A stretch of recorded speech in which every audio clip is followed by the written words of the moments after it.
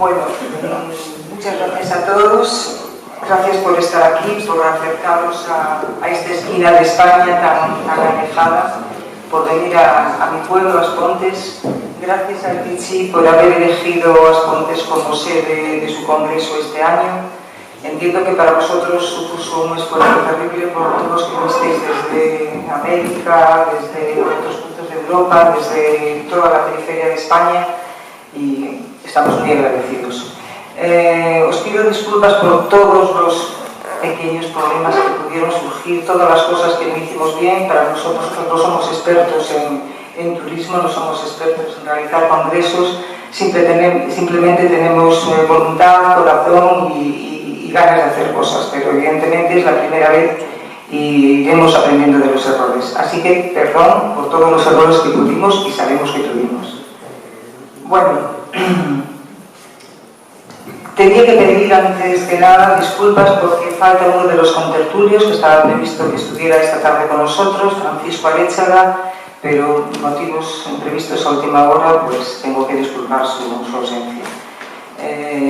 Yo quiero hablar lo menos posible porque ante estos sabios que tengo aquí a mi lado soy la menos indicada para hablar. Simplemente les quería proponer unos temas de debate, pero antes que nada paso a presentarlos para la gente que no conozcáis. A Carsten creo que ya está fuera de lugar presentarlo después de la presentación y de todo lo que nos dijo hasta este momento, queda más que presentado. Darle las gracias por sus ideas para As Pontes, intentaremos recogerlas porque encima eso no cuesta nada y bueno, comprobaréis todos que es un genio. Aquí a mi derecha tengo, voy a leerlo porque realmente no me lo sé, si me disculpáis, aunque sé que queda muy mal, voy a leer. Roberto González Filipón es ingeniero de minas, especialidad ambiental y minera por la Escuela Técnica Superior de Ingenieros de Minas de Vigo, Executive MBA por la Escuela de Negocios de Caixanova, es subdirector de explotación de activos mineros de gas natural Fernosa y director facultativo de lignitos de Meirama y Meisa, consejero de Limeise de Unión Fenosa Minería, vocal de la Cámara Minera de Galicia, dirige el proyecto de rehabilitación y cierre de Limeisa, es asesor técnico de la empresa minera Canra Coal en Sudáfrica con su explotación de carbón subterráneo y acero agrícola.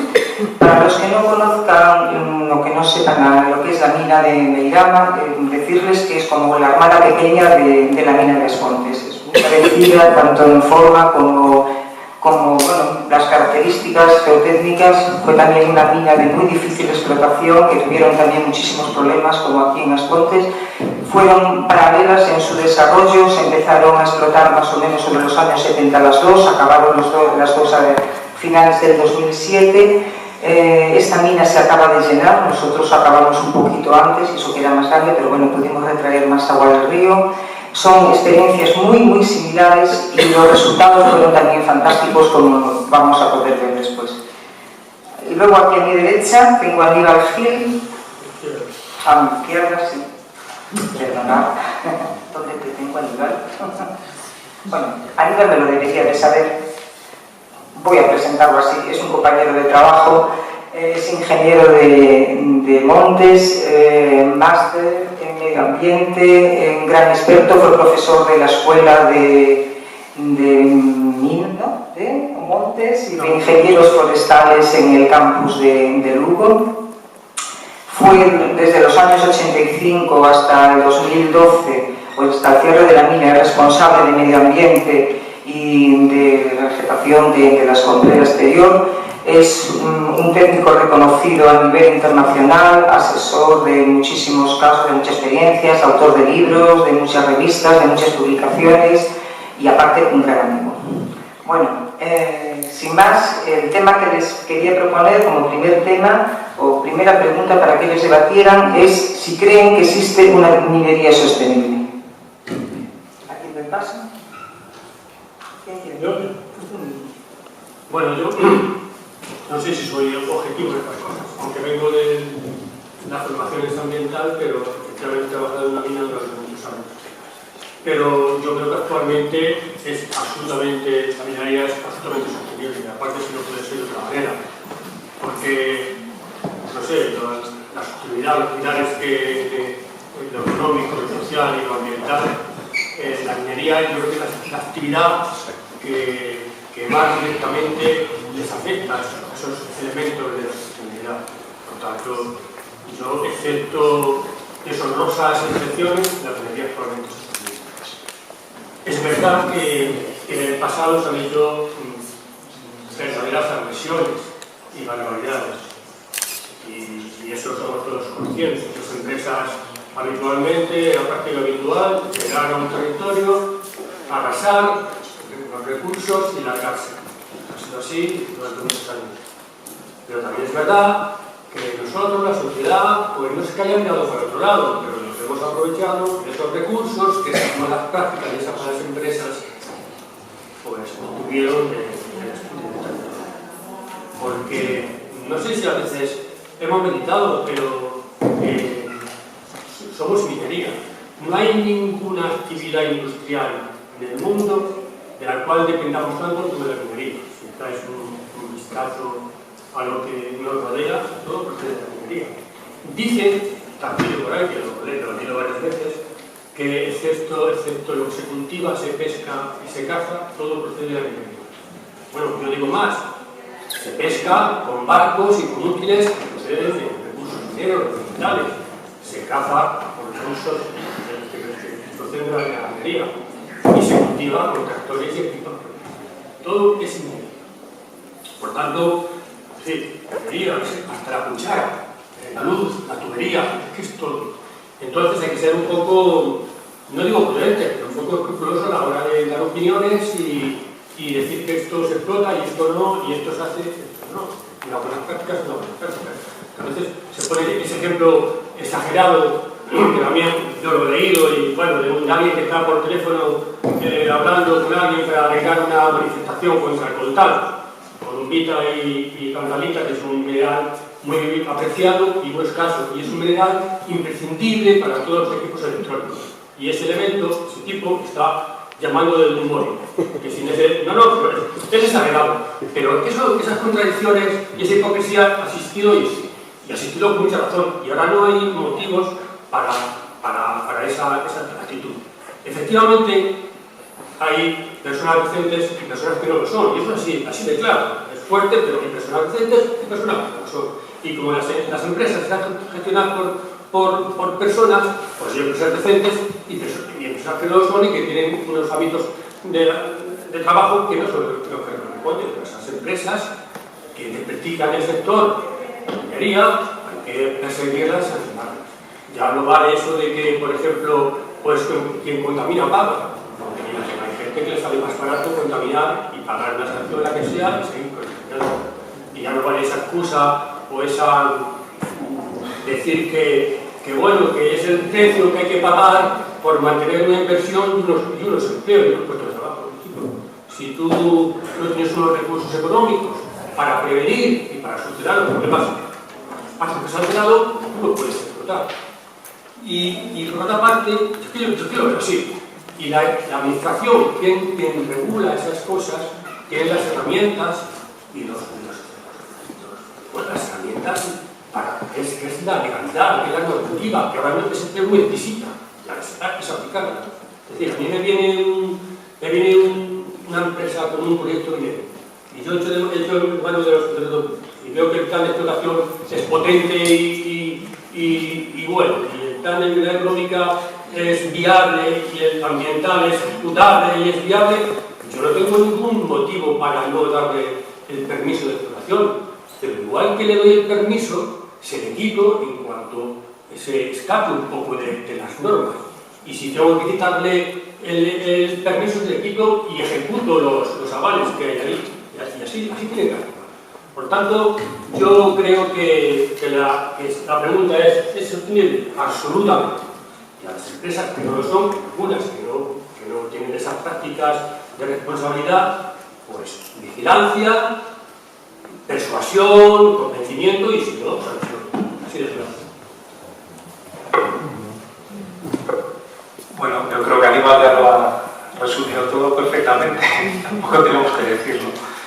Pero es que si no es sostenible, no puede ser minería. Eso es otra cosa, eso es otra actividad. Eso sería piratería, eso sería pillaje, eso sería imperialismo. La minería, y como bien decías, y bueno, acabamos de ver los casos que nos planteaba Casper, ¿no? Si terminada la vida de la explotación, la minería tiene que ser sostenible desde que se inicia el proyecto, ya está generando un valor, ya está captando personas para el montaje, ya estás invirtiendo. Durante la explotación del recurso mineral, durante la operativa y tras la operativa. Aquí tenemos un caso a 2 kilómetros, ¿no? El lago de Aspontes. En Meirama tenemos el lago de Meirama. Y Casper nos ha puesto unos ejemplos clarísimos de Alemania en los que nos hemos basado también, ¿no? Porque esta tradición de los lagos pues viene de Alemania, de donde hemos aprendido. Ya os digo, para mí quizá, y eso es algo que es cierto que no se ha hecho y se entiende. Yo puedo entender a los colectivos que protestan y lo comparten muchas veces, ¿no? Dice, ¿por qué se van a fiar de algo que les digo que vamos a hacer si a lo largo de la historia nunca se ha hecho? Vayámonos a las médulas. Las médulas eran explotadas por los romanos, ahora es patrimonio también, ¿no? Pero imaginaos lo que es una explotación de una cantera en la que nunca se ha habilitado, nunca has hecho... ¿Por qué los vecinos, por qué los colectivos, los grupos ecologistas se van a fiar de algo? Es muy difícil, es hacer cerrar los ojos y creer en lo que te dicen. Afortunadamente ahora la administración tiene las herramientas para ese control. Tienes unos planes de labores, tienes un proyecto inicial de restauración, tienes un depósito de avales. Después, anualmente, tienes que justificar que estás cumpliendo el plan de restauración que has presentado. Y en el momento que no cumplas, pues ahí es donde no hay que permitir, no se puede ser laxo. Y hay que decir, oye, no has cumplido, tenías unos compromisos, has fallado, pues pierdes tu derecho. Si todo el mundo, si la minería se lleva así, se concibe el gasto de restauración como un gasto igual que el de explotación. Es decir, es lo mismo la máquina que va a sacar una tonelada de carbón que la máquina que va a mover un metro cúbico para preparar un talud o para vegetar una escombrera. Si tu proyecto, cuando tú haces tu análisis de rentabilidad al principio, no te cubre tu coste de restauración, olvídate, no tienes proyecto, no lo inicies, porque vas a engañar a la gente. Entonces, si partes de eso, lo tienes una minería sostenible, y la minería solo puede ser sostenible. Lo otro es pillar. Después hablabas, y es cierto, que todo lo que no se cultiva sale de una mina. Es cierto. Pero es que además tenemos que pensar, decirnos, ¿cuántos recursos minerales consume Europa? Esto es una cifra que leí hace años y antes de la crisis pues era del orden del 25%. Si resulta que solo generamos el 13%, quiere decir que tenemos que sacar 12 puntos fuera, casi el doble. ¿Y es eso éticamente sostenible? ¿Es sostenible tener que transportar el trasiego de minerales a lo largo del mundo? Pues lo digo yo, que he participado en un montón de proyectos en el extranjero y a día de hoy participo. Si tú tienes el recurso cerca, ¿vosotros pensáis que es razonable traerlo de las antípodas? No lo parece, ¿no? ¿Cuánto contaminas con ese transporte? Lo que hay que hacer es hacerlo bien. Y haciéndolo bien, pues vamos a generar oportunidades, como se han generado hasta la fecha, y nada más que ver, pues oye, los resultados que tenemos aquí. Y ese es el futuro que queremos para nuestra minería, porque todos somos mineros. A mí me gusta ir a un proyecto, pues venir aquí a Aspontes y decir qué bien lo ha hecho nuestros vecinos de Aspontes, o ir a Meirama y que los vecinos, pues que no me tengan que agachar la cabeza cuando salgo porque ha quedado aquello hecho un desastre, o tu propia familia, ¿no? Que digan, oye, esto es sorprendente. Pues eso es como lo ven, o sea que totalmente de acuerdo, la minería es sostenible. Bueno, para hacerlo un poco más entretenido, yo voy a decir que no. Y voy a explicarlo. Yo creo que lo digo extra, poco provocativo, para que nos recordemos que en muchos casos sacamos cosas de la tierra que después ya no están en la tierra y un día se acaban. Así que por definición, la minería en sí no puede ser sostenible, porque es ideal, ¿no? Se saca y después el CO2 está en la atmósfera, o los sulfatos, los metales raros que hay están en el basurero cuando se bota los regulares. Pero lo que sí se puede hacer la minería bien o mal. Ahí estoy de acuerdo. No, y haciendo bien. Y ya vivimos los dos. Ahí como un enseñante, un profesor, para mí la profesión más digna. Un profesor es un buen profesor, y si es un mal profesor, pues eres un mal profesor. Y la enseñanza tiene que ser buena, que te pongas.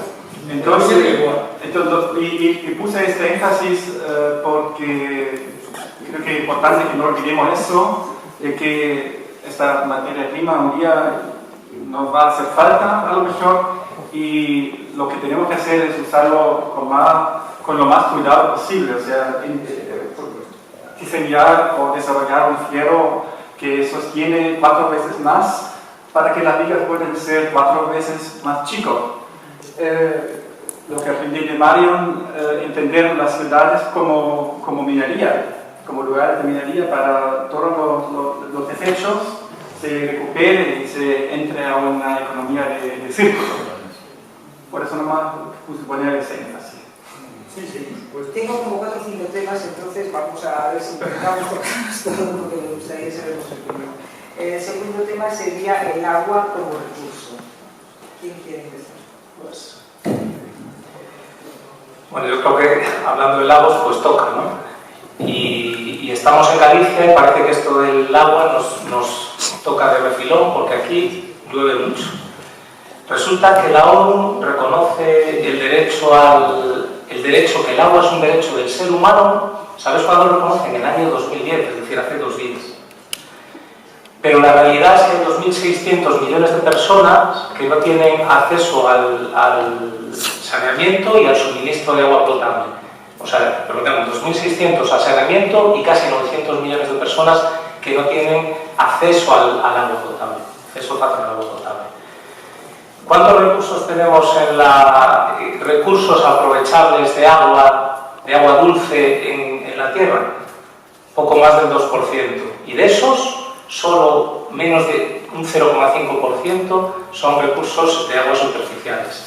Con lo cual quiere decir que tenemos que aprovecharlo bien, que tenemos que gestionarlo bien, que tenemos que tener una visión integral de gestión, tenemos que tener una visión de optimización, de ahorro, de eficiencia.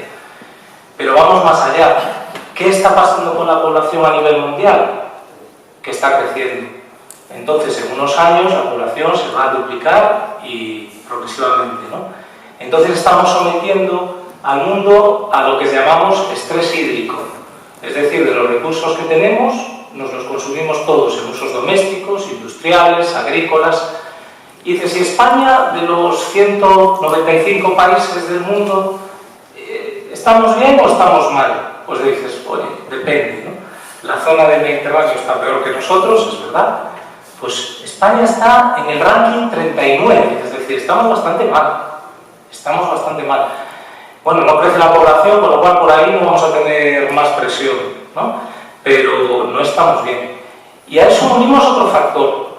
Si comparamos las reservas recientemente, los datos de la capacidad de agua embalsada en España, y la comparas con la que había, con la media de los últimos 15 años, pues ha bajado dramáticamente. Pero es que incluso aquí en Galicia, te vas a Galicia y dices, ¿tenemos sequía? Pues no hay más que hacer un repaso por los periódicos. Empiezas a ver, te remontas al 2010 y ves de vez en cuando, hay episodios de sequía. Pero es que ahora, en junio, acaba de salir, salía el otro día en la Voz de Galicia, y decía, 5 meses seguidos de prealerta por sequía. ¿A qué volumen estamos ahora en julio de este año de capacidad en los países de Galicia?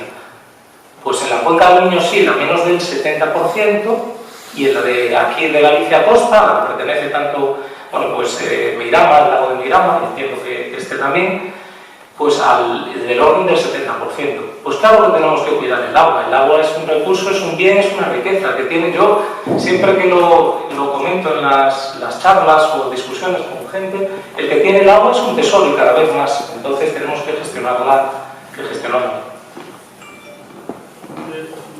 Bueno, nada, muy rápido. Yo, el tema del agua, pues poco puedo decir, tampoco soy experto, pero sí que reconozco que es la materia prima más valiosa y más escasa en términos relativos, con diferencia, y es personal. Y a los hechos me remito. Las políticas de las comunidades, o, bueno, los titulados que tienen autonomías, comunidades de regalo, eficaz es una mala gestión. Que yo sepa ahora mismo, no sé, el consumo más extremo que está en la agricultura, en los regadíos y en el turismo.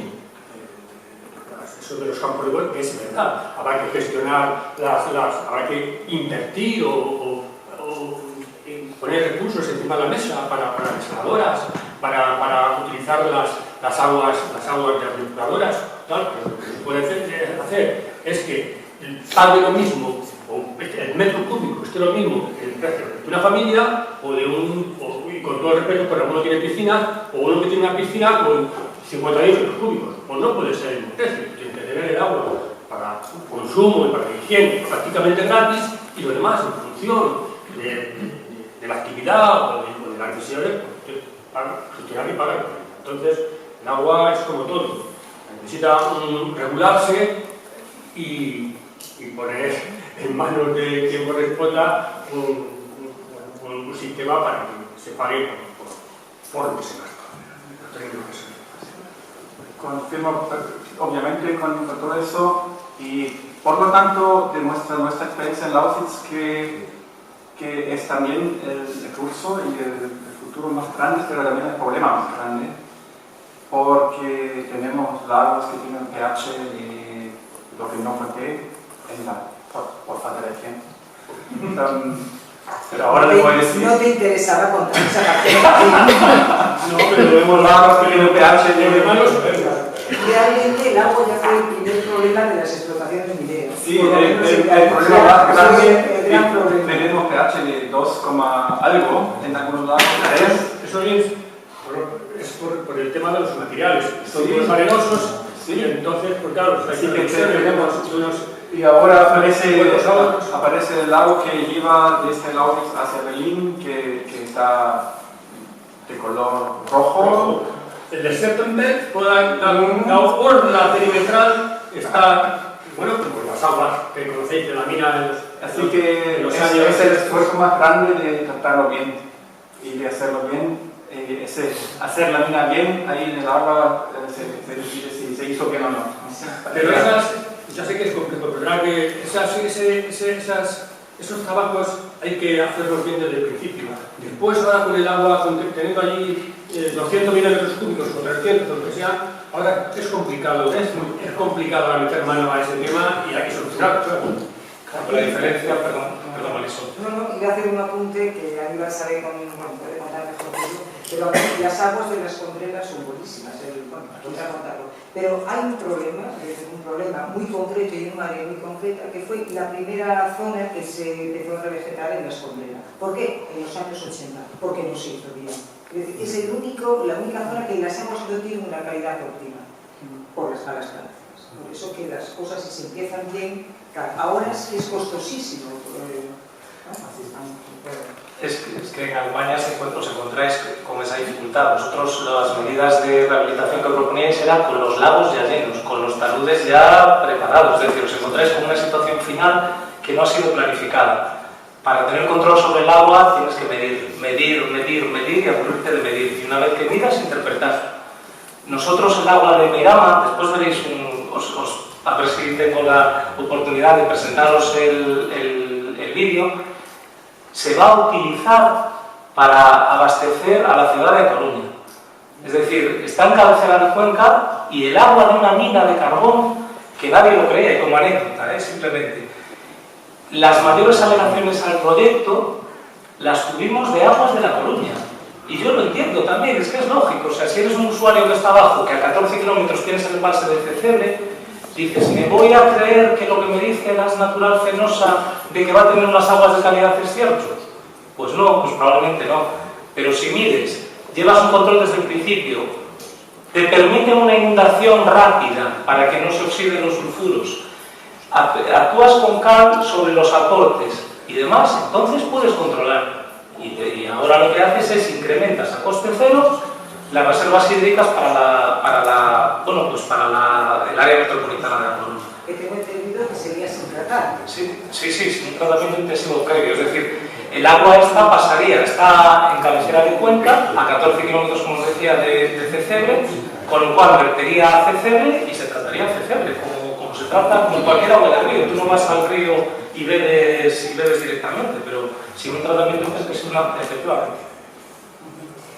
Enlazando con eso, quería que hablaseis sobre los fines y los usos del lago, y de los lagos y de las escombreras. Pero no solo los turísticos, sino también me gustaría que tratáis los posibles usos industriales. De la escombrera. Bueno, tampoco voy a ser objetivo con la escombrera, como evidentemente. La escombrera, yo siempre, la escombrera ya os digo que es manifiestamente mejorada. Si ahora tuviésemos que yo he trabajado ahí, tuviésemos que empezar, no sabemos, no tenemos ni idea cuando empezamos, pero es que ni idea, pues le daríamos por lo menos media vuelta. Y además, yo siempre he dicho, y además públicamente, que posiblemente en Galicia haya docenas y docenas y docenas de pequeños espacios o territorios más interesantes, más complejos y más bonitos que la escombrera. Lo que pasa es que la escombrera tiene, lo que define la escombrera es su singularidad. Es un sitio especial. Tú entras en la escombrera y sabes, aunque está integrada, tú sabes que estás en un sitio que no es el habitual, por lo que sea, por su sistema artificial, que ves allí cosas que no ves en la naturaleza.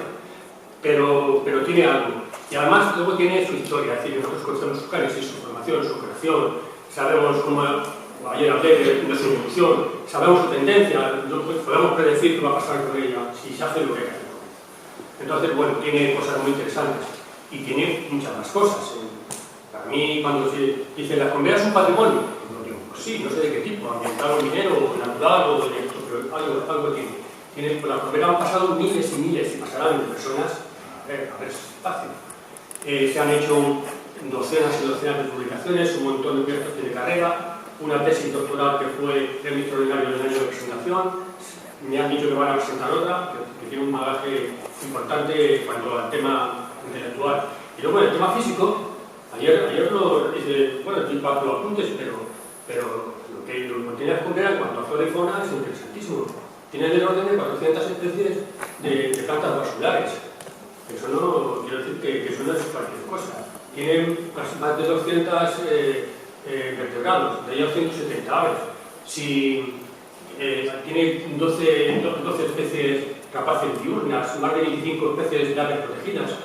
Sin ánimo de comparar, porque solo faltaba, pero las cabras de León, que están ahí en el Parque Natural de las Cabras de León, que son preciosas, pues ahí leí en la reseña, y no sé si hay otros datos más actualizados, tiene 103 aves, aquí hay 170.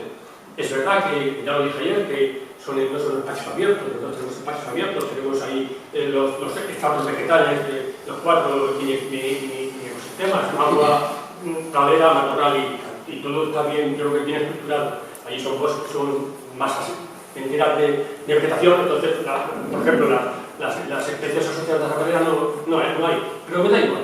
Pero busqué también la vegetación, no hay un inventario definitivo, pero hay un libro que pone que están registradas 180 especies de plantas vasculares.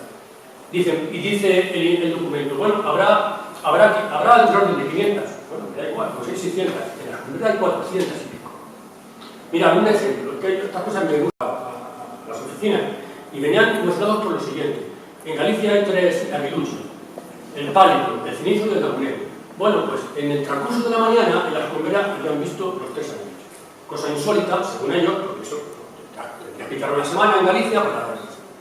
Y yo personalmente, yo he visto en el transcurso de un minuto, en una pista, en un nivel, lo que he tratado con el coche, con el todoterreno, de recorrer 1 kilómetro, he visto unos corzos y en otro extremo de la berma he visto globo. Bueno, pues esas cosas las verás en los documentales y en los parques temáticos estos, pero en ningún sitio más y en las escombrera. Por tanto, la escombrera es un sitio especial. Y para mí tiene el carácter de patrimonio, por lo menos patrimonio local absoluto. ¿Pero qué usos propones? ¿Uso? Bueno, también lo dije ayer, mira, ahí soy todavía más práctico. No sé cuándo fue el Klaus, el 2008-2009 hubo un Klaus que se llevó por delante miles de hectáreas en toda Galicia, de los cayeron todos los árboles. En las escombrera todas las coníferas tenemos pinos, hemos plantado muchos pinos, pues al principio, como no teníamos ni idea, pues plantábamos pinos. Y claro, sus pinos tienen más de 20 años, se llevó por delante prácticamente todos. Bueno, ponía pinos, porque tenemos fotos de los troncos de 80 centímetros.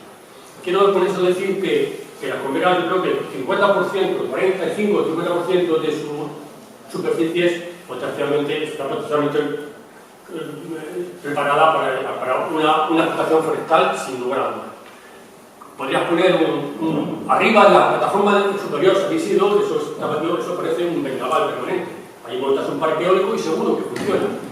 Pero bueno, o la caza. Se han hecho batidas, en caza por todas partes.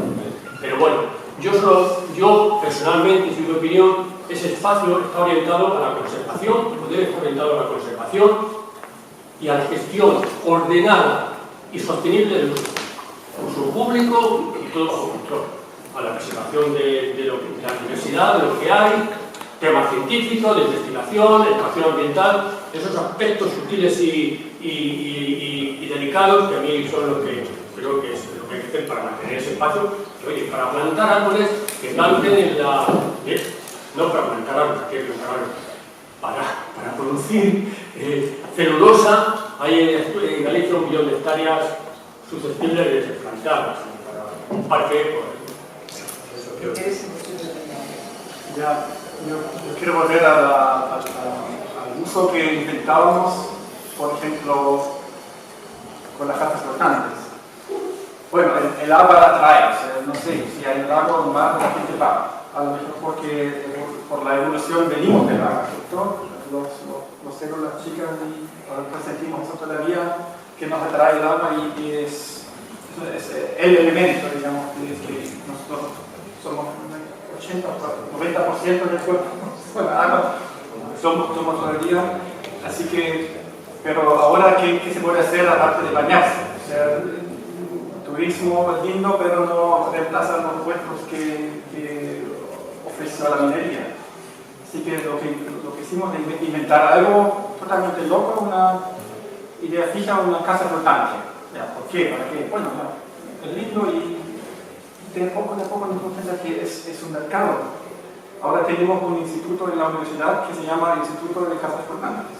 Tenemos empresas que producen montones de hormigón, de madera, de plástico, de metal, que el instituto investiga cómo se conducen estos materiales en el agua ácido incluso, en distintas condiciones, con el hielo en invierno, con el calor, cómo se puede aprovechar el agua para calefacción y para enfriamiento de la casa, cómo se pueden usar las energías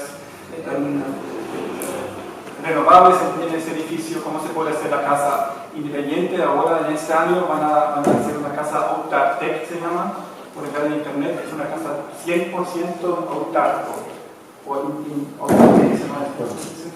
independiente, sostenible, que el agua produce solo, el agua produce solo y autosuficiente. El agua sucia se limpia solo y es una técnica que se desarrolló con las empresas, con los institutos en la región y da... Es un ejemplo cómo se puede usar el hecho de que tenemos lagos para una cosa innovadora, para hasta empleos en la región. ¿Es compatible los usos lúdicos con los usos industriales? ¿Los usos qué? Lúdicos. Recreo. Bueno, ¿puede ser compatible las dos cosas? Claro. A la vez. O sea, eso depende de la gestión. O sea, en el lago mi percepción de después es que ahora está el lago y está la ciudad y ahora está como todo ahí como una oferta, como una posibilidad, pero si realmente se conecta, si realmente se desarrolla algo que sirva para el desarrollo regional, para la economía regional, eso depende de las decisiones que toman ahora. Eso es mi impresión, que ahora tienen que ver qué queremos hacer. ¿Nos falta un puerto o no queremos puerto? ¿Cuál es el viaje que queremos hacer juntos con el agua? ¿A dónde vamos? Y ahí si se hace es un proceso tremendo, porque para identificarse con un paisaje, eso no se hace de un día al otro. Es como un proceso social también que se tiene que iniciar, que se tiene que moderar, y ahí si se lo hace bien, se puede hacer muchas cosas. El lago siempre es grande. Pues mira, yo os cuento nuestra experiencia, ¿no? en Meirama. Meirama, como decías, es más pequeño que Aspontes. Y quizá lo primero es pensar que necesitas, para ver esos usos futuros, no puede ser algo, en mi opinión, que venga solo de la empresa. Yo creo que ahí en Alemania, por ejemplo, la administración está implicada completamente en la recuperación de esas zonas mineras, ¿no? Tal vez porque encontró ese problema heredado de la antigua Alemania y entonces tenía que buscar una solución y se implicó directamente, ¿no? Aquí tú realmente lo que tienes es un plan de cierre. Entonces la figura es cierre y abandono de labores. Y tú tienes ahí unos compromisos que tienes que cumplir, adquirir, los cumples y casi como que dices, oye, se acabó, yo a nivel empresa ya he terminado, ¿no? En nuestro caso, pues está claro que, como decía Aníbal, y os sabéis mucho mejor que yo, los usos ambientales o la potencialidad ambiental es clarísima, ¿no? Tanto del lago como de la escombrera. El lago, las escombreras son fuentes de biodiversidad. Yo os he dejado un catálogo ahí fuera, que es un inventario que hizo la Universidad de Santiago en 2015, que ahora estamos actualizando, donde es un cuaderno de campo, no es pretencioso ni es simplemente un cuaderno de campo con 839 especies que se identificaron. O sea, el potencial ambiental está ahí.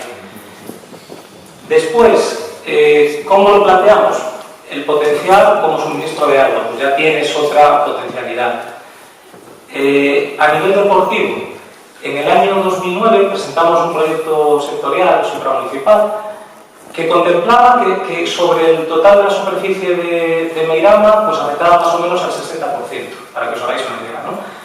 Y entonces pivotaba en torno al lago.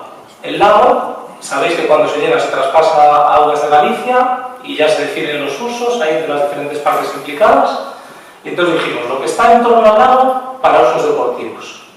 La masa forestal que está, conservación de la naturaleza, es decir, una creación de subámbitos. Después una zona relacionada con el patrimonio minero, que es lo que le llamamos bosque de la industria.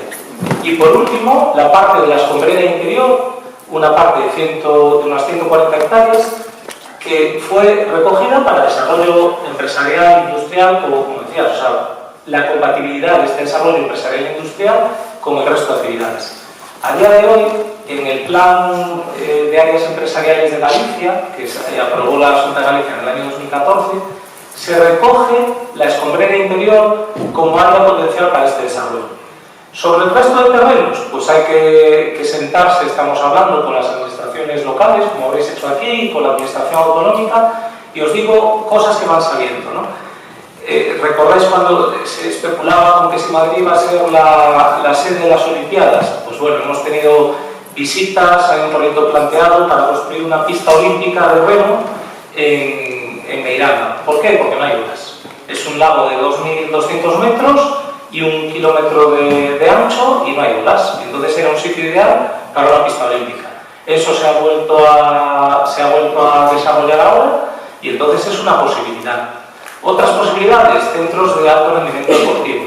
Pues todo esto son opciones porque tienes un montón de terreno cerca de ciudades, bien comunicado, cerca de autovías, o sea, es que lo tienes todo, tienes las infraestructuras desarrolladas para hacer lo que quieras, pero hay que sentarse juntos. Es decir, no es entregar el proyecto y no, yo creo que ahí la administración si dice, oye, aquí tengo un potencial brutal, pues vamos a intentar desarrollarlo. Pero yo creo que se puede hacer casi los usos los que quieras. Lo tienes todo. Bueno, y el reservorio, Claro, claro. Tener ahí casi 600 millones de metros cúbicos. Aquí, ahí no sé, 250. 7 veces la capacidad de... Eso es el mayor patrimonio que tiene este pueblo ahora mismo, el agua. A reservar. Otro tema que os quería plantear, sé que a Carsten le va a encantar, seguro que no sabes la experiencia, la historia de la mina de las Encloas. ¿Para qué es la mina de las Encloas, no la mina de Meirama? Sí, claro. El proyecto de Meirama fue un proyecto muy problemático, muy discutido, generó muchísimas controversias cuando se empezó a explotar, porque bueno, lo firmó Franco en el año 72, cuando estaba de vacaciones aquí en La Coruña, y se quisieron pagar unas explicaciones provisorias. Entonces todo el pueblo, que era una zona totalmente agrícola, se levantó en protesta de una cosa así como hoy, pero allí lo anecdótico era que el que lo lideraba era un cura rojo, un cura comunista, que estuvo detenido varias veces, pero que bueno, a lo largo de todas esas manifestaciones y no sé qué, que al final consiguieron que se pagaran pues, unas explicaciones dignas y eso. Es decir, fue un proyecto que empezó muy polémico y empezó como el pueblo de Uñas. ¿Cómo fue transformándose esa visión? ¿Ves tú que ahora la gente se identifica con la mina, con el lago, que lo quiere, cambió esa percepción, como dice Carsten? ¿Y qué hicisteis vosotros que aportasteis a ese cambio? Afortunadamente no estaba allí en aquella fecha, pero lo que me han contado y lo que te cuentan los vecinos... No sé si sabéis, bueno, porque yo vivo al lado de... Aquí en Las Pontes, fue este pueblo, siempre fue un pueblo de izquierdas, históricamente, y el colegio que hay al lado de mi casa se llama Mocho Balcarce, que es el nombre del cura, es de Rojo de Asensrovas. Nada, muy difícil, nada. Sí, sí. Pues sí, esto es la historia, esto es el origen, ¿no? La mina de Meirama era una antigua explotación de arcilla, de cablín, que pertenecía a la familia Canto. Cuando lo estaban explotando se dieron cuenta que salía más que arcilla, que yo era carbón, porque el carbón salía desde la superficie, ¿no? Y es cierto lo que dices, o sea, lo que se lee, lo que te cuentan. Yo no viví esos episodios, pero es cierto, la empresa Nimesa se constituye después de las investigaciones del ICME en el año 74 y hubo mucha controversia. Insisto, yo si hubiese sido vecino, probablemente hubiese hecho lo mismo, vamos, probablemente no, seguro. También hubiese cogido el azadón y hubiese ido, pues sí, si tú ves que no es justo algo que te están ofreciendo, pues es normal que protestes. O sea, lo digo con claridad. Asencrovas es una parroquia dentro del municipio de Cerceda y gran parte de donde está el hueco minero se llama Asencrovas. De hecho, voy a decir más, hay polémica por el nombre del lago. Dicen, no, es lago Asencrovas y la empresa quiere llamarlo el lago de Meirama para esconder el nombre. Yo te digo a qué responde. Vamos a ver, cada uno, primero, nosotros no bautizamos el lago, cada uno que le ponga el nombre, o será Aguas de Galicia, o que corresponda, o que le ponga el nombre que considere, ¿no? El hecho de llamarlo el lago de Meirama es porque la cuenca terciaria, la cuenca, todos los estudios geológicos anteriores, se refieren a la cuenca terciaria de Meirama, no a la cuenca terciaria de Asencrovas, ¿no? O sea, está catalogada así, entonces siempre se dijo, por eso la empresa se llama Lignitos de Meirama. O sea, obedece a eso nada más, pero oye, cada uno es libre de llamarle origen. La percepción, con la gente que hablas, pues oye, te dice que sí, sigue doliendo eso, sigue doliendo que no pueda entrar la gente, es decir, sabéis que la mina nuestra se cerró en enero del 2008, fue la última extracción, y sigue cerrada, es decir, sigue variada. ¿Por qué? Porque todavía es una mina, es decir, si entra alguien y tiene un accidente, pues al final dice que reporta la mina, es responsabilidad de la empresa, ¿no? Entonces la gente quiere que esos terrenos reviertan en ellos, de nuevo, con razón, pero que es normal, es decir, durante 30 años hemos desarrollado una actividad donde la empresa le ha ido bien, se ha generado mucho empleo. Cerceda era de los municipios, y aún es de los municipios con menos paro de España, con mayor renta per cápita. Pues ahora es tiempo de que eso revierta. Lo primero que hicimos cuando llenamos el lago, el 29 de abril del año pasado, fue organizar excursiones para el pueblo, abiertas para el pueblo, para todos los vecinos. Todo el mundo que ha querido ir ha podido. Visitas guiadas, porque por ahora no se puede dejar libre. En el momento que esté desafectado de minas y que se llegue a un acuerdo con los terrenos, pues, ya no seremos nosotros quienes lo gestionemos, ¿no? Yo creo que la percepción ahora habrá de todo. El que diga, es que antes era más bonito, pues probablemente el que conociese eso de pequeño, a mí me pasa con mi hija dice, yo no me quiero mover de mi casa, pues si no cabemos en el piso. Y dice, no, pero es la más bonita. Si tienes esa percepción desde pequeño, y eso es algo emocional que no puedes pedir. Pero lo que sí que te dicen es que ha quedado bien, que se han hecho las cosas bien. Y bueno, vosotros lo veréis después, y el que quiera, y aquí lo digo y en todas las conferencias, el que quiera visitarlo no tiene más que pedir cita e ir a visitarlo. Ya está. Lo que desde luego no se puede es borrar lo que pasó. Y es un episodio que forma parte de la historia. ¿Qué quieres que diga? Lo que sientes. Sé que sientes muchas cosas. Lo que ya tocaste también el tema de que, lo que ya mencioné, de que el paisaje que deja el minero no tiene todavía cultura. Es un paisaje neutral, artificial, pero cuando saca la areja, que todavía hay areja también allá en la playa, ojalá un día se saca. No, el domingo, se iba a sacar este domingo, el próximo domingo es la inauguración oficial de este parque. Por un día. No estáis a... Le voy a proponer yo a la corporación lo del foco que me pareció magnífico. Eso no cuesta nada y vamos, es... Lo que pasa es que ahí, como dijiste tú, que invitar a la gente de conocerlo, de ir, y eso para nosotros nos dimos cuenta que es el trabajo al final, aparte de todo lo técnico, todo lo científico, lo que tienen que hacer los ingenieros demónicos, es al final también muy importante lo social, lo cultural, para conectar a la gente con este paisaje, para que se empiece a identificar. Hay muchas medidas como se puede hacerlo, pero es un trabajo bien social, casi psicológico, que ahora inventar una edificación, una cultura, una cultivación, que al final también sea un paisaje que sirva, que sea útil para el pueblo, para la economía, para el futuro de la gente. Es súper complejo y necesita mucho, hasta teatro que mostré puede servir para que se cultive, digamos, la naturaleza. ¿Conoces tú la excavadora? ¿La viste estos días? ¿La excavadora sí. que quedó?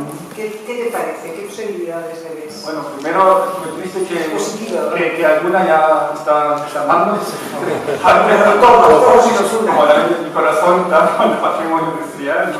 Pues si está el tuyo, el que estuvimos 30 años allí en el agujero. Yo creo que es sumamente importante de tener ese icono, porque los nietos ya no van a saber ni poder leer este paisaje y su origen, si no está la máquina que da una impresión de que con cuál herramienta se hizo este lago. O sea, por eso lo creo que es súper importante y podría estar más cerca en la playa o en la isla esta que está para allá, pero va a ser difícil de moverlo.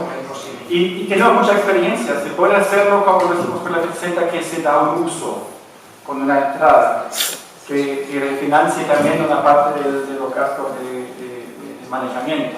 Pero también hay otros ejemplos como Ferrópolis, en cerca de Leipzig, que sirve como una culisa, ¿se dice? O como un fondo para un escenario.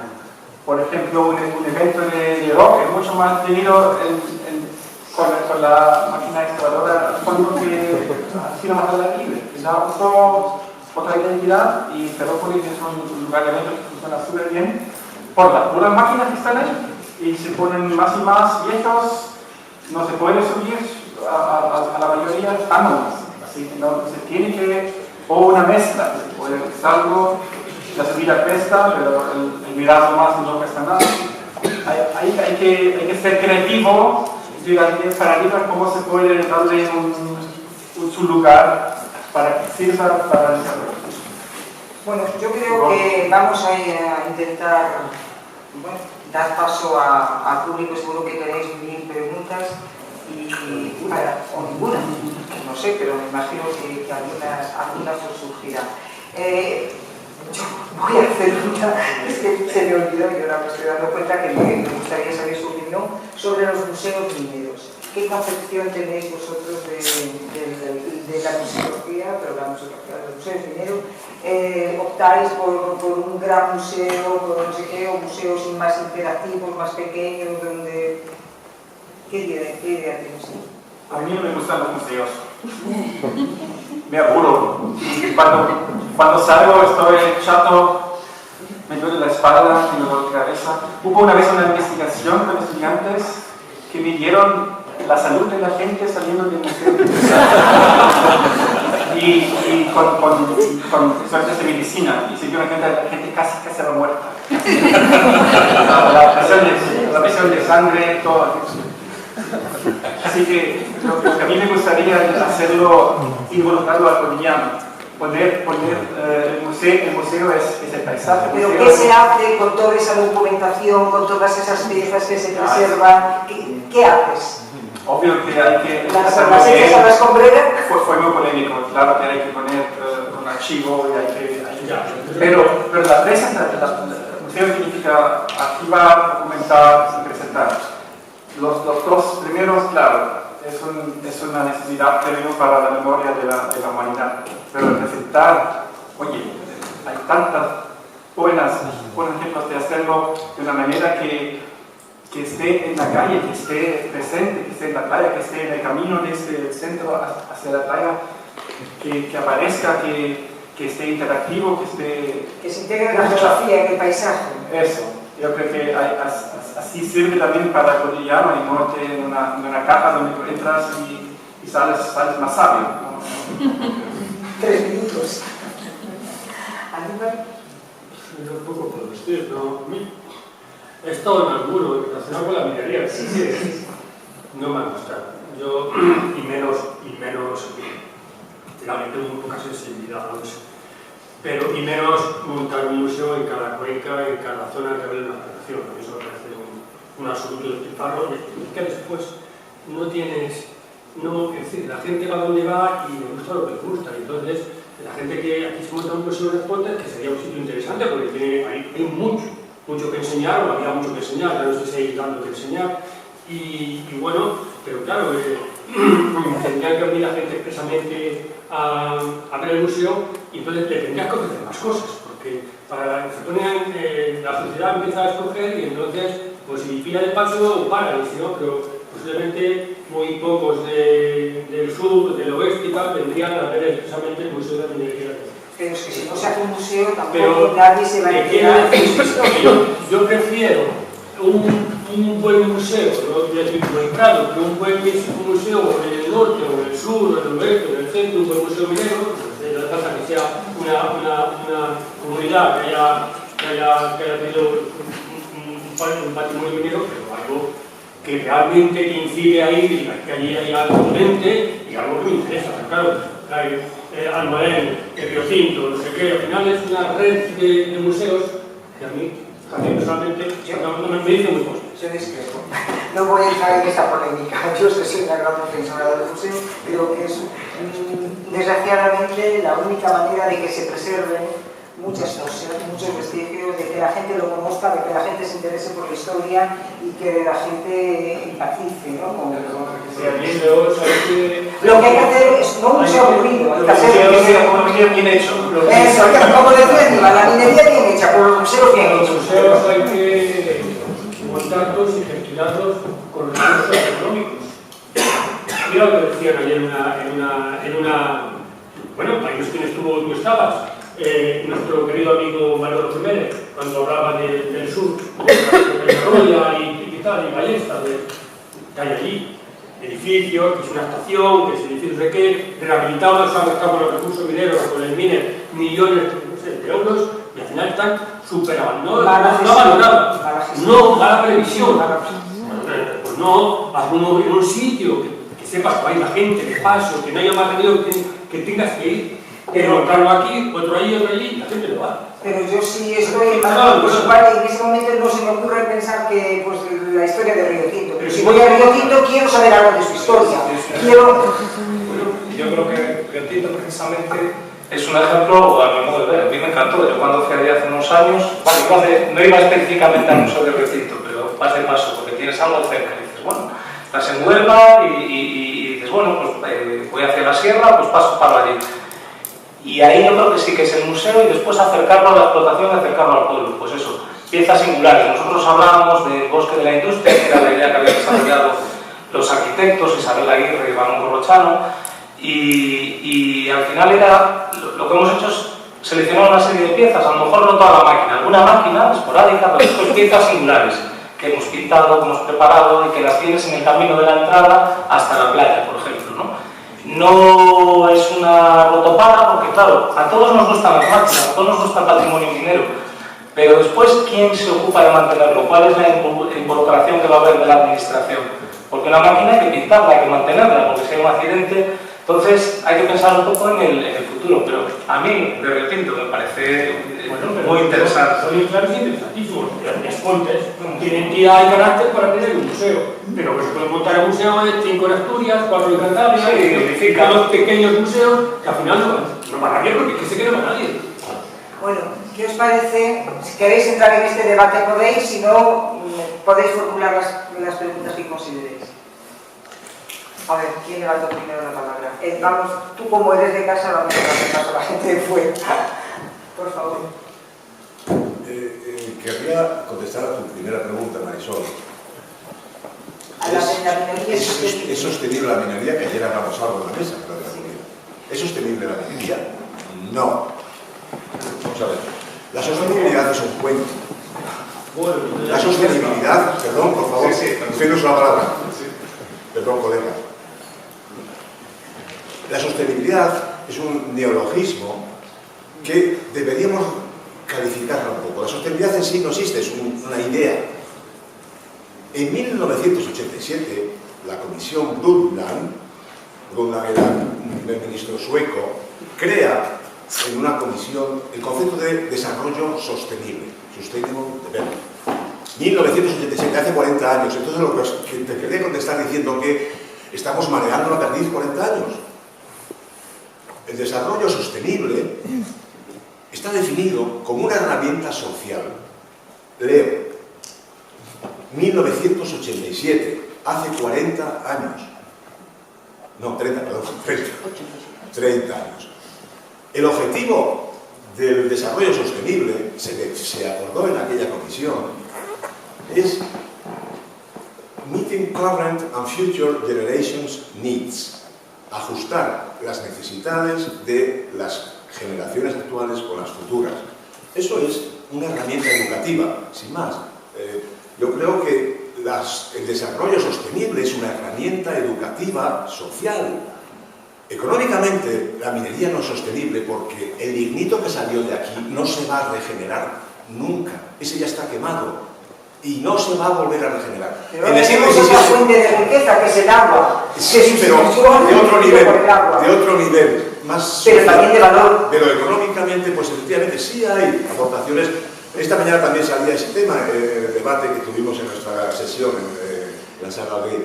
Salió ese tema también, así un poco por los pelos. ¿Qué valor aporta el turismo comparado con lo que aportó la industria? El 5%.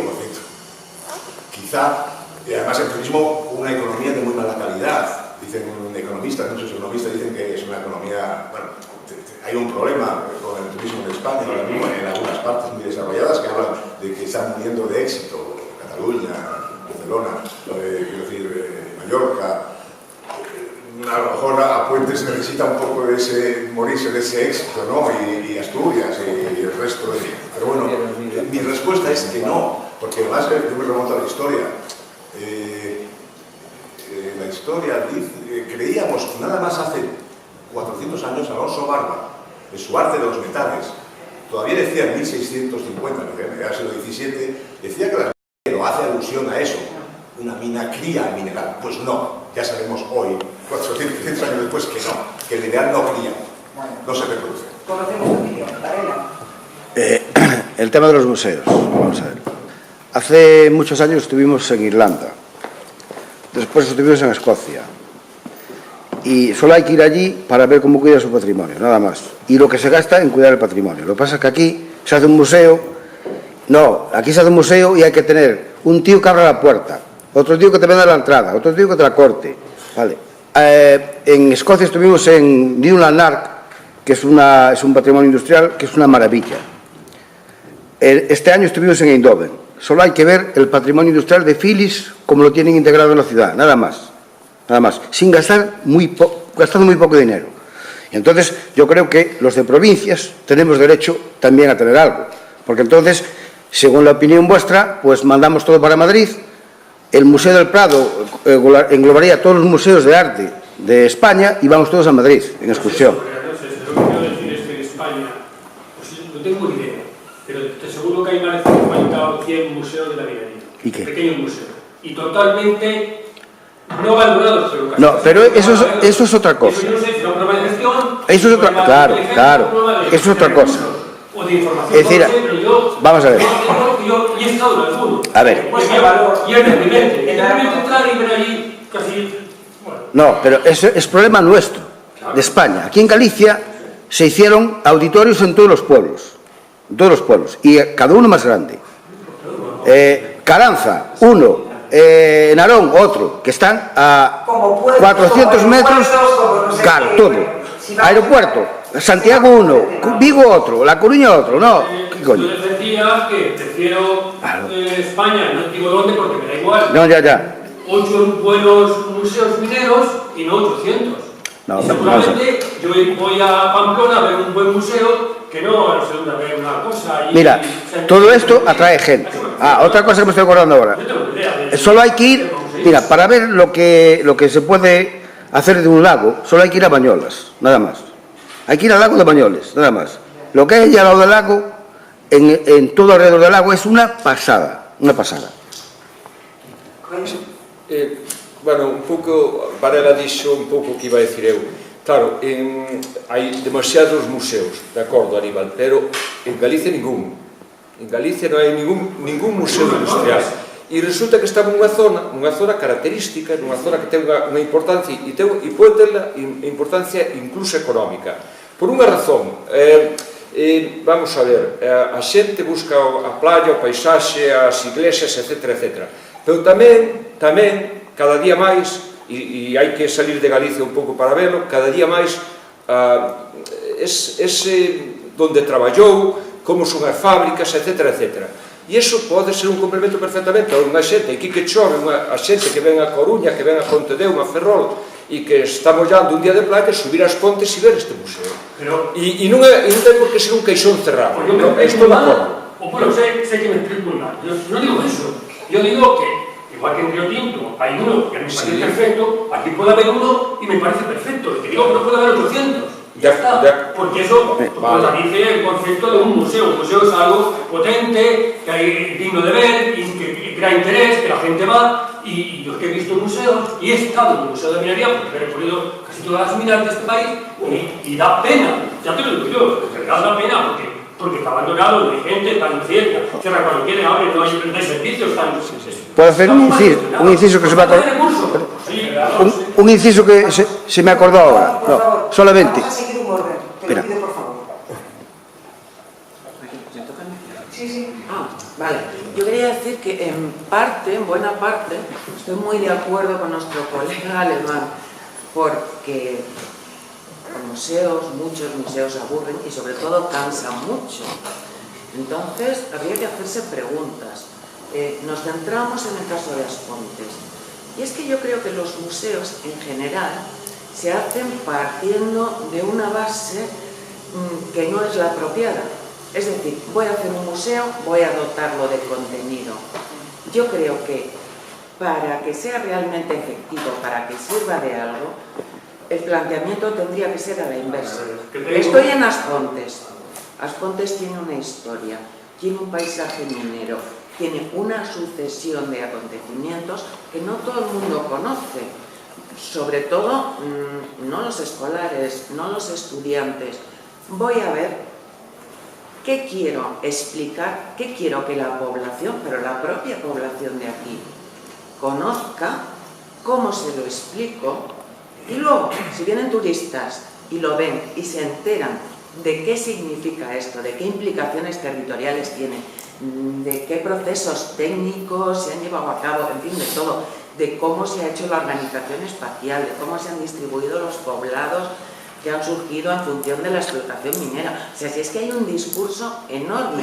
No es voy a hacer un museo y a ver qué meto dentro. No, voy a ver qué quiero que la gente entienda, qué memoria quiero que no se pierda y cómo lo hago. Principalmente para la gente de aquí, que vienen turistas, fenomenal, pero no hacer un museo con la intención de atraer hordas de turistas, que yo creo que eso tiene menos interés. Coincides Desde mi punto de conmigo. vista. Mira, aquí hay una realidad que es que hay un montón de fósiles, pero desde cocodrilos, de dinosaurios, hay sacos que se guardaron, aquí 20 y pico capas de carbón diferentes, y hay sacos de 50 kilos de muestras de cada tipología, de cada capa de carbón. ¿Qué hacemos con esas capas de carbón? Hay troncos solidificados, hay maquinaria insólita, tenemos una serie de, ¿cómo se llama? Aparatos de fotogrametría que fueron únicos en ese momento, pioneros en España. Están pudriéndose en el edificio de las oficinas. ¿Qué se hace con todo eso? Pregunto yo, ¿qué hacemos con todo eso? ¿Qué hacemos con aquellos ordenadores antiguos que se preservaron? ¿Qué hacemos? Digo, las cosas de oficina, pero igual que puedo pasar a los talleres de maquinaria, y eso que desapareció, no quiero decir cuánto, ¿no? Qué pena, ¿no? Yo digo, pues eso es nuestra historia. Es decir, Aspontes cambió totalmente, hay un antes y un después de Aspontes en base a esta mina. Entonces, esos pocos vestigios, que ya quedan pocos porque desaparecieron la mayoría, ¿qué les hacemos? Tiramos esos dientes de cocodrilo a la basura, me lo llevo yo para mi casa, bueno, y si fuera casa por casa, anda que no rescataría mi historia, ¿entiendes? Empezando por la mía. Pero yo a veces me dice, bueno, nadie se hace cargo, yo antes de que esto se pierda me lo llevo. Soy la primera, pero todo lo que tengo no tengo ningún interés, y a mi hija el día de mañana lo que va a hacer en cuanto yo muera es tirarlo a la basura. Entonces, por eso, no quedará mejor en un museo, bien explicado, bien gestionado. Perdón, vamos a seguir un orden que intento ser rigurosa. Buenas tardes. Yo, hablando de esto de museos, es que creo que igual el concepto lo estamos enfocando mal. Soy ingeniero de minas, de la Escuela de Minas de Oviedo desde el 97, que entré de estudiante, llevo visitando museos mineros, por suerte, por desgracia he viajado bastante, en España, en Alemania, en Francia, en Polonia, y he visto museos de muchos tipos, pero también he visto muchas otras cosas, centros de interpretación, porque un centro de interpretación es algo vivo. Un museo, como bien apuntaba, nace no como un edificio, nace como un plan de musealización, que es un documento que se hace antes de que nazca el edificio.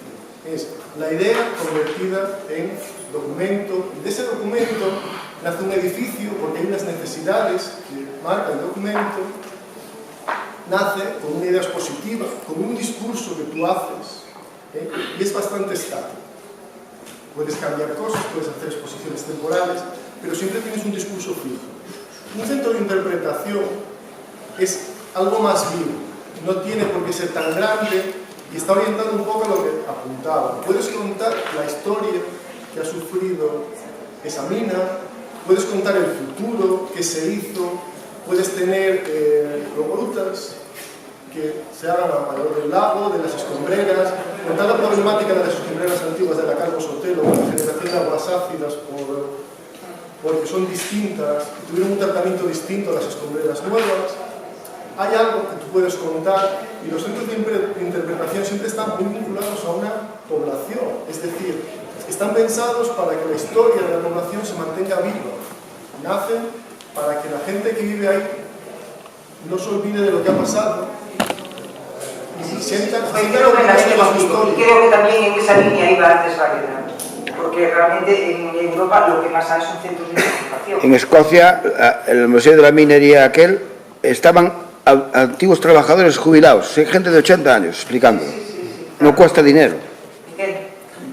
Bueno, yo iba a comentar en la línea parecida a lo que comentaba Antonio ahora, efectivamente, ¿no? Un museo, y por eso esa cierta reticencia que a veces a los conservacionistas del patrimonio industrial se les vuelve como un boomerang. El museo implica muchos recursos, la aplicación, y implica para su consideración como museo pues que tenga no solo un edificio con personal, con un horario permanente, sino un plan de investigación y documentación, que tenga exposiciones permanentes y exposiciones temporales, que tenga un restaurante y elementos de accesibilidad como un parking, implica personal y muchos recursos económicos permanentes que, digamos, la mayor parte de los municipios o de las instituciones, no solo en nuestro país, Si no, escala internacional no lo tiene. Entonces, es un concepto que va demeritándose en el tiempo porque es de difícil sostenibilidad. Pero efectivamente hay otro tipo de alternativas que conjuga lo que planteaba Karsten como rechazo en principio de un elemento de albergue de cosas antiguas que lo ves una vez y en muchas ocasiones ya no te motiva a repetir, y lo que comentaba también Aníbal o lo que comentaba Esti, efectivamente puede ser un centro de interpretación o que es otra cosa, pero que es una exigencia el tener en primer lugar un relato que se tiene en Aspuntes. El relato efectivamente es contar una historia con un argumento sólido, material, de elementos materiales en los cuales visualices y expliques e interpretes lo que allí ocurrió, y otros elementos inmateriales que son todas las personas que están hablando aquí, porque son la memoria del trabajo y la memoria del lugar, y a los que venimos de fuera es realmente lo que nos interesa y lo que nos motiva. Y una base material que es el país, el paisaje y el paisanaje. Entra la térmica, la mina, el lago y otras muchas cosas.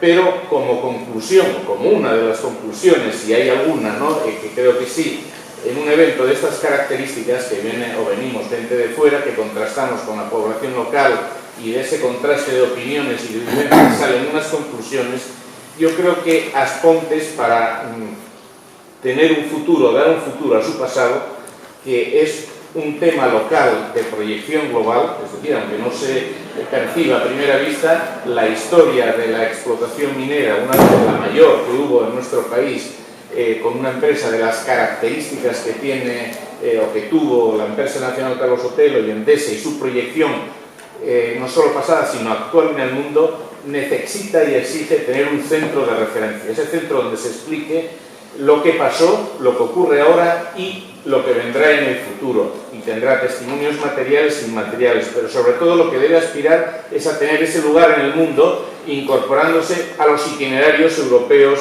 de patrimonio industrial como primer plano, y otras muchas cosas de lo que nos hablarán después, porque eso es uno de los resultados concretos.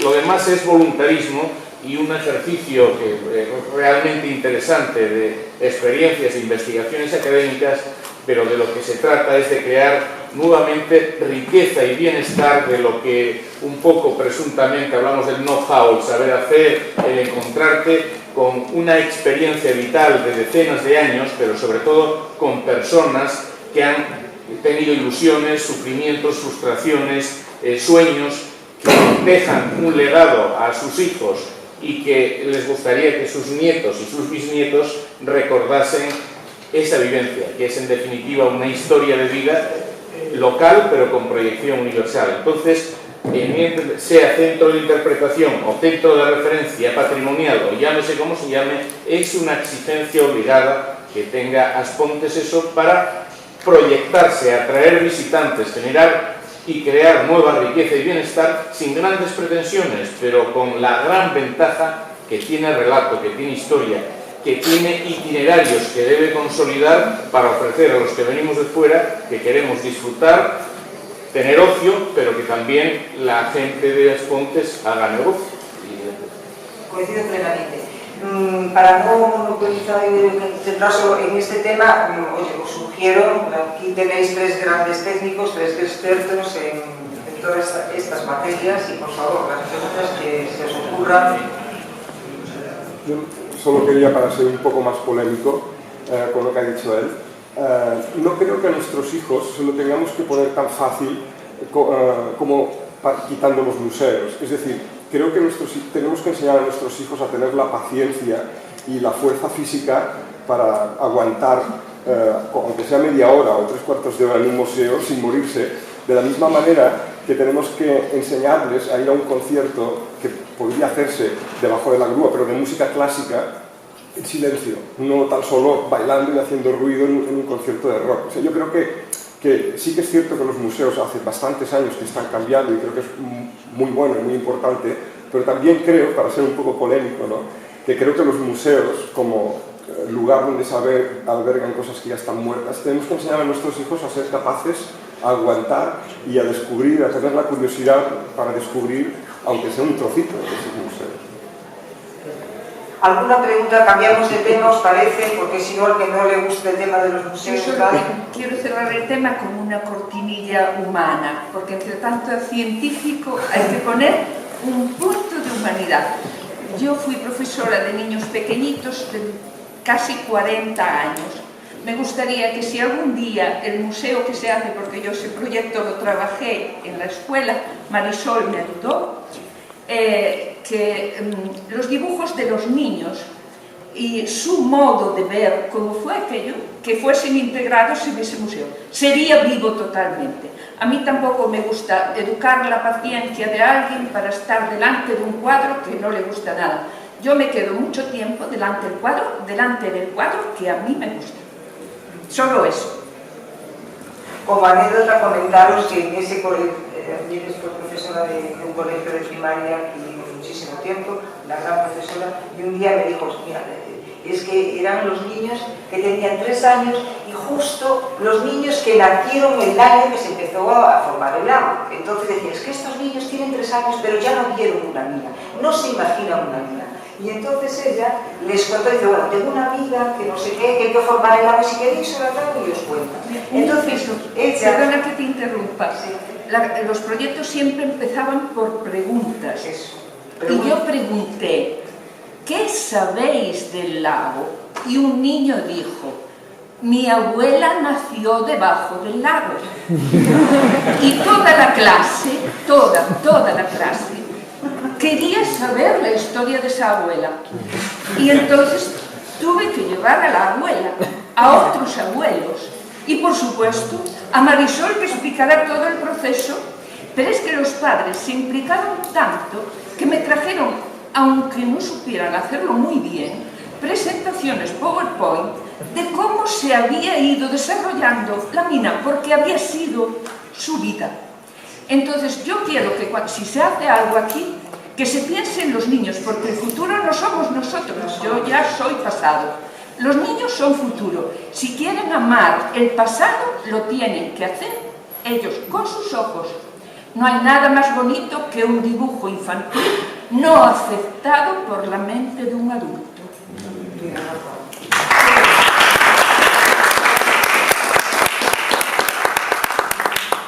Bueno, alguna pregunta más. Tenemos justo el tiempo para ver el vídeo que nos quiere poner Roberto.